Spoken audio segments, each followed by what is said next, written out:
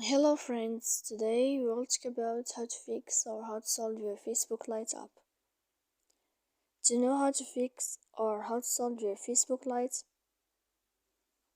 you should just go to settings. Here we click apps, default apps, app settings. Then we'll enter to the window of Facebook Lite and you will enter.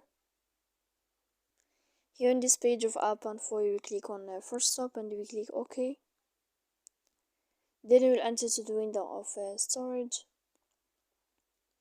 Here we click clear cache, and in the end of all these steps you can turn off your phone. You can wait a moment to turn on your phone again.